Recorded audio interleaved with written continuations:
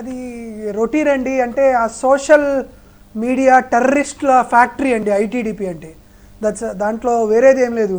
ఇప్పుడు బీజేపీ ప్రతినిధికి సంబంధించిన అన్న ఏదన్నా గట్టిగా మాట్లాడితే అన్న కుటుంబ సభ్యుల్ని కానీ అన్నను కానీ లేకపోతే మరొకరిని కానీ ఇక్కడ దేనికి అతీతం కాదు. ఎందుకంటే వాళ్ళు ఒక సోషల్ మీడియా టెర్రరిజాన్ని సృష్టించారు. సో సపోజ్ ఒక సెక్షన్ ఆఫ్ పీపుల్స్ని మరీ ప్రత్యేకంగా ఒక సెక్షన్ ఆఫ్ పీపుల్స్ని అమాయకులు వాళ్ళందరినీ డబ్బులు పెట్టి వాళ్ళని హైర్ చేసుకోవడం కానీ. ఎందుకంటే 17th December 2023 చంద్రబాబు నాయుడు గారు నేరుగా ఏం చెప్పారంటే ఒక పోస్టు పెడితే 100 రూపాయలు ఇస్తాం, ఎదుటి వాళ్ళని తిడుతూ పోస్టు పెడితే 200 రూపాయలు ఇస్తాం, పచ్చిగా అసభ్యంగా చెప్పి రీచ్ ఎక్కువ ఉంటే ఒక పోస్టుకి 250 రూపాయలు ఇస్తామని నేరుగా చంద్రబాబు నాయుడు గారు ఐటీడీపీ అనే ఒక టెర్రరిస్ట్ సోషల్ మీడియా టెర్రరిస్ట్ ఫ్యాక్టరీకి సంబంధించినటువంటి ఈ మీటింగ్లో చంద్రబాబు నాయుడు గారు చెప్పినటువంటి పరిస్థితి. ఎందుకంటే అసలు దుర్మార్గంగా పాపం ఆ అమ్మాయి గీతాంజలి అనే అమ్మాయి చేసినటువంటి నేరం ఏందండి, ఆవిడకి ఒక ఇళ్ల పట్టా వచ్చింది. ఇళ్ల పట్టాని ఆవిడ సంతోషంగా ఏదో యూట్యూబ్ ఛానల్కి దేనికో అమ్మాయి ఇంటర్వ్యూ వచ్చింది. ఆ అమ్మాయి మీద స్పెషల్గా ఎడిషన్లు చేసి ఆ అమ్మాయి క్యారెక్టర్ అసాసినేషన్ చేసి ఆ అమ్మాయిని బాహ్య ప్రపంచంలో కనపడకుండా చేయాలని ఆ అమ్మాయిని మానసిక అత్యాచారం చేసి అమ్మాయిని అమానుషంగా నారా లోకేష్ చంద్రబాబు నాయుడు గారు తయారు చేసినటువంటి ఆ సోషల్ మీడియా టెర్రరిస్టులు చంపేయడం అనేది దుర్మార్గమైనటువంటి వైఖరి. దాంట్లో ఎవ్వరూ అతీతులు కాదు. నా మీద అసభ్యంగా పోస్టులు పెట్టినటువంటి సందర్భం ఉంది, మీ మీద అసభ్యంగా పోస్టులు పెట్టిన సందర్భం ఉంది, అక్కడ అనలిస్టుగా ఉన్నటువంటి వాళ్ళ మీద అసభ్యంగా చేసింది. కేవలం అవాస్తవాల్ని అసత్యాల్ని అర్ధసత్యాల్ని ఇష్టం వచ్చినట్టు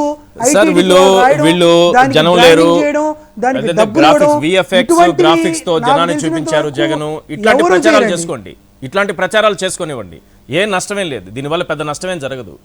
అక్కడ జనం ఉన్నారా లేదా అనేటటువంటి వీళ్ళ ప్రచారాలతో. కానీ ఒక ఆడబిడ్డ, ఒక మహిళ, ఒక తల్లి ఇంత దారుణంగానా? అవైతే కొన్ని స్క్రీన్ షాట్స్ ఉన్నాయి సార్, ఆ పదాలు చదవలేము. ఆ అమ్మాయిని తిడుతున్న మాటలు తిరిగి మనం మాట్లాడలేము. నాగార్జున గారు మీ మాట వినిపిస్తుందండి. వాళ్ళ లక్ష్యం వెరీ క్లియర్ సార్, ఐటీడీపీ వాళ్ళ లక్ష్యం వెరీ క్లియర్. చెప్పండి సార్, ఐటీడీపీ వాళ్ళ లక్ష్యం అనేది వెరీ క్లియర్ అండి. వారికి కావాల్సింది ఏంటంటే కొంతమంది అమాయకుల్లో లేకపోతే అభాగ్యుల్లో వారికి డబ్బులు ఎరవేసి వారిని ఆ టెర్రరిస్ట్ గ్రూప్లోకి తీసుకుంటారు. లేకపోతే కులం అనేటువంటి ఒక ప్రత్యేకమైనటువంటి ముసుక్కప్పి కులం రూపేణ కొంతమందిని కాదు, మిగతాకు సంబంధించినటువంటి కులాలందరూ రెండవ శ్రేణి వ్యక్తులు, వారిని మనం ఏ విధంగా తిట్టచ్చు, లేదా పలానా పార్టీ వాళ్ళు, ఆ పలానా పార్టీ వాళ్ళని మనం ఏ విధంగా అనొచ్చు. ఎందుకండి నేరుగా మీరు గమనించండి, నరేంద్ర మోదీ గారి మీద చంద్రబాబు నాయుడు గారు ఏం విమర్శలు చేశారు? నరేంద్ర మోదీ గారి భార్య మీద విమర్శలు, నరేంద్ర మోదీ గారి తండ్రి గారి మీద విమర్శలు, నేరుగా నరేంద్ర మోదీ గారి వ్యక్తిత్వం మీద విమర్శలు. ఈ విమర్శలు ఇప్పుడు గీతాంజలి గారి మీద కూడా చేశారు. నిజంగా మాకు సోషల్ మీడియా ఉందండి, వైఎస్ఆర్ కాంగ్రెస్ పార్టీకి సోషల్ మీడియా ఉంది, భారతీయ జనతా పార్టీకి సోషల్ మీడియా ఉంది. ఎందుకు ఆ సోషల్ మీడియా టెర్రరిస్ట్ బృందంగా ఉన్నటువంటి ఐటీడీపీకి ఎందుకు మారేది? వైఎస్ఆర్ కాంగ్రెస్ పార్టీ కూడా, వైఎస్ఆర్ కాంగ్రెస్ పార్టీకి కరేజ్ ఉంటే సోషల్ మీడియాకి వారికి కుట్ర ఉంటుంది. వైఎస్ఆర్ కాంగ్రెస్ పార్టీ సోషల్ మీడియాకి కమిట్మెంట్ ఉంటే తెలుగుదేశం పార్టీ సోషల్ మీడియాకి కుతంత్రం ఉంటుంది. వైఎస్ఆర్ కాంగ్రెస్ పార్టీ సోషల్ మీడియాకి కెపాసిటీ ఉంటే వారికి కుమ్మక్కు ఉంటుంది. వైఎస్ఆర్ కాంగ్రెస్ పార్టీ సోషల్ మీడియాకి కంటెంట్ ఉంటుంటే వాళ్ళ దగ్గర క్రిమినల్ మెంటాలిటీ ఉంటుంది. ప్రతిదానికి YSR Congress party social media ప్రతిదీ ఒక అర్ధరహితమైనటువంటి విమర్శలతో, ఒక గణాంకాలతో, గతంలో జరిగినటువంటి గవర్నమెంట్ ఆర్డర్స్తో, రేపు వస్తున్నటువంటి వేరే రకాలైనటువంటి నివేదికలతో, వస్తున్నటువంటి సోషల్ ఎకనామిక్ సర్వే రిపోర్ట్స్తో, గతంలో జరిగినటువంటి పరిపాలనకి ఇప్పుడు జరుగుతున్నటువంటి పరిపాలనకి వస్తున్నటువంటి వ్యత్యాసం ఏంది, లేకపోతే కేంద్ర ప్రభుత్వం ఇస్తున్నటువంటి రిపోర్ట్స్కి గత ప్రభుత్వంలో ఎట్లా ఉంది, ఎన్సీఆర్బీ రిపోర్ట్స్ ఎలా ఉన్నాయి, ఇట్లా ప్రతిదీ ఒక స్ట్రాటజిక్ వేతో ప్రజల ముందుకు తీసుకెళ్లి చంద్రబాబు నాయుడు గారి పరిపాలనకు ఈ పరిపాలనకి ఉన్నటువంటి వ్యత్యాసాన్ని నివేదికల రూపంలో, గణాంకాల రూపంలో, గవర్నమెంట్ ఆర్డర్స్ రూపంలో ఎస్టాబ్లిష్ చేస్తూ YSR Congress party social media ముందుకు వెళ్తుంటే ఈ తెలుగుదేశం పార్టీకి ఇదేం కర్మండి? మొన్నటిదాకా పవన్ కళ్యాణ్ మీద విమర్శలు చేసేది అయితేందుకు. మొన్న ఒకటి సంఘటన జరుగుతుంది, వర్రా రవీంద్ర అని వైఎస్ఆర్ కాంగ్రెస్ పార్టీకి సంబంధించినటువంటి ఒక సోషల్ మీడియా కన్వీనరు, అతనిది పులివెందుల. ఆ అబ్బాయి పేరు మీద, అతని పేరు మీద ఒకటి క్రియేట్ చేశారు. క్రియేట్ చేసి షర్మిలమ్మ గారి మీద విపరీతమైనటువంటి విమర్శలు చేశారు.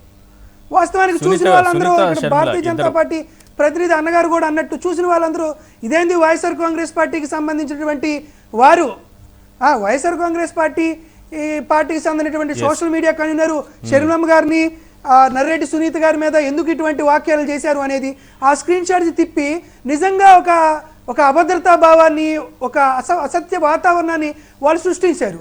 ఆ వర్రా రవీంద్రరెడ్డి గారు నేరుగా వెళ్ళి సిద్ధార్థ కౌశల్ గారికి వెళ్ళి ఒక కంప్లైంట్ లెటర్ ఇచ్చి సార్ ఇది నాది కాదు అని కంప్లైంట్ ఇస్తే దాని మీద ఒక ఎంక్వైరీ జరిగింది. ఈ సోషల్ మీడియా తీవ్రవాదుల్ని ఐటీడీపీ తయారు చేస్తుంది. అమ్మాయిలని లేదు, అబ్బాయిలని లేదు, 0.5 గాలని లేదు, ఎవరినైనా డబ్బులు ఇచ్చి తీసుకురావడం, వారికి సంబంధించిన వ్యక్తులు కొంతమంది లండన్లో ఉంటారు, కొంతమంది ఏలూరులో ఉంటారు, కొంతమంది గుంటూరులో ఉంటారు, కొంతమంది తెనాల్లో ఉంటారు. వీళ్ళందరికీ విచక్షణ రహితం లేకుండా వారికి డబ్బులు ఇవ్వడం, ఆ డబ్బులు ఇచ్చి తల్లి లేదు, చెల్లి లేదు, తండ్రి లేడు, అక్రమ సంబంధాలు అంటకట్టడం, తద్వారా ఫేస్బుక్లో పోస్టులు చేయడం, వారికి ఉద్దేశించి సంబంధించి ఒకరిని అరెస్ట్ చేస్తే వాడి దగ్గర ఒక 20 అకౌంట్లు, రేపొద్దు నాగార్జున యాదవ్ పేరు మీద కూడా ఒక అకౌంట్ క్రియేట్ చేస్తారు. ఆల్రెడీ చేశారు అనుకోండి, చేసి నా గురించి ఈశ్వర్ గారి మీద తిడుతూ పోస్టులు పెడతారు. కాబట్టి తెలుగుదేశం పార్టీ చేస్తున్నటువంటి ఈ నిస్సిగ్గు, ఈ నిశ్చలనం లేకుండా, సిగ్గు లేకుండా చేస్తున్నటువంటి అన్ని చర్యలకు ఖచ్చితంగా మూల్యం చెల్లించుకోవచ్చు. గీతాంజలి గారి మృతికి నా ప్రగాఢ సానుభూతి చెప్తున్నాం. ఖచ్చితంగా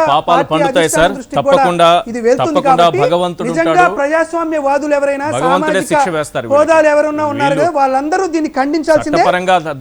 మా తరపున, మా వైఎస్ఆర్ కాంగ్రెస్ పార్టీ తరపున కూడా గీతాంజలి కుటుంబం దగ్గరికి వెళ్ళి ఖచ్చితంగా మా సోషల్ మీడియాకి సంబంధించినటువంటి సజ్జల భార్గవ్ గారు కానీ లేకపోతే మరొకరు కూడా ఖచ్చితంగా ఇష్యూని టేకప్ చేసి ఖచ్చితంగా ఆ కుటుంబానికి న్యాయం జరిగేలాగా పోస్టులు పెట్టిన వారి మీద ఖచ్చితమైనటువంటి చర్యలు తీసుకునేదాకా వైఎస్ఆర్ కాంగ్రెస్ పార్టీ ఎక్కడికి వెనుకడుగు వేయదు.